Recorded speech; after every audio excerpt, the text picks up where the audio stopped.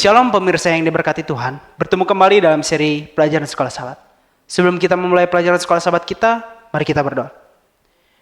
Ya Hukum di surga, pada senia Bapa, kami akan memulai pelajaran Sekolah Sabat kami, kiranya Engkau membimbing kami agar kami mengerti akan Sekolah Sabat kami ya Bapa. Inilah doa kami ya Bapa dalam putramu, Yesus Kristus nama kami berdoa, amin. Pelajaran Sekolah Sabat kita pada hari Kamis 16 November 2023 berjudul Kisah Orang Samaria yang Murah Hati Saat Ini. Ketika memuji ahli Taurat karena memberikan jawaban yang benar, Yesus mengatakan, "Perbuatlah demikian maka engkau akan hidup." Dan dengan demikian dia menyentuh bagian yang paling dalam dari hati orang tersebut. Memberikan semua jawaban yang benar adalah mudah bagi ahli Taurat ini.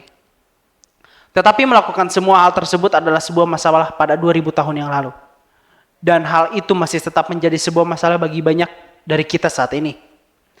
Ahli Taurat itu ingin menjebak Yesus dan mau memamerkan pengetahuannya.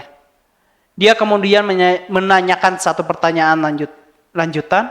Siapakah sesamaku manusia? Itu terdapat dalam Lukas 10 ayat 29. Kita dapat membaca dalam Lukas 10 ayat 30-37. Jawab Yesus, adalah seorang yang turun dari Yerusalem ke Yeriko. Ia jatuh ke tangan penyamun-penyamun yang bukan saja merampoknya habis-habisan, tetapi yang juga memukulnya dan yang sesudah itu pergi meninggalkannya setengah mati. Kebetulan ada seorang imam turun melalui jalan itu. Ia melihat orang itu, tetapi ia melewatinya dari seberang jalan. Demikian juga seorang Lewi datang ke tempat itu, ketika ia melihat orang itu, ia melewatinya dari seberang jalan.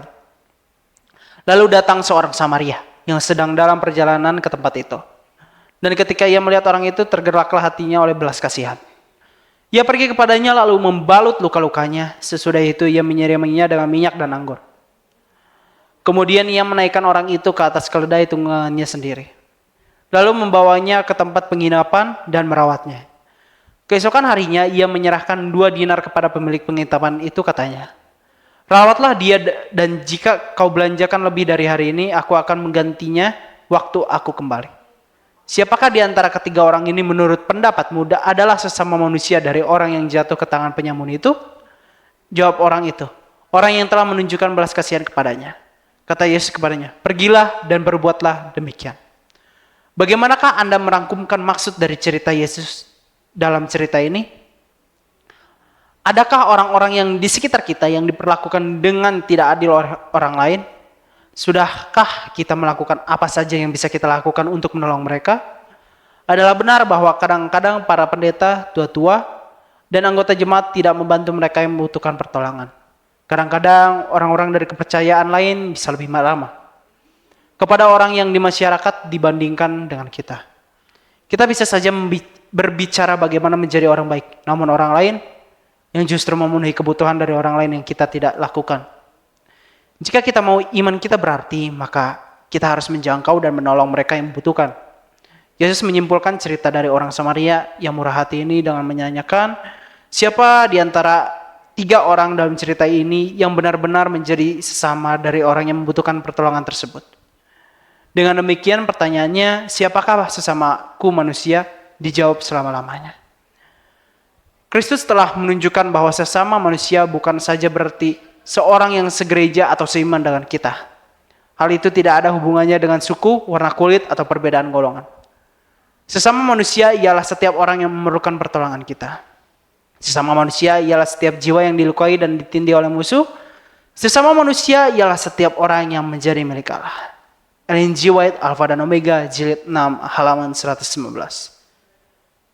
Tantangan setiap hari mulailah mendoakan seorang yang berbeda dengan Anda. Atau bahkan seseorang yang mungkin Anda tidak suka secara pribadi. Tantangan lebih besar, daftarkan paling tidak 3 nama dari kenalan Anda. Yang bukan Advent tentunya. Cari tahu kebutuhan mereka, emosi, fisik, dan sosial, dan perhatikan. Bagaimana Anda secara pribadi bisa melayani kebutuhan mereka? Apakah yang dapat Anda lakukan secara praktis bagi mereka dalam pekan mendatang ini? Tuhan memberkati. Mari kita berdoa. Ya kami di surga, pada sini Bapa, kami sudah selesai mendengarkan renungan pagi. Kiranya renungan pagi yang kami dengarkan bisa menjadi tuntunan bagi kami, Bapa. Kiranya Engkau memberikan hikmat dan berkat bagi kami supaya kami dapat menjalani hari kami dengan baik ya Bapa. Dalam putramu Yesus Kristus selamat kami berdoa. Amin.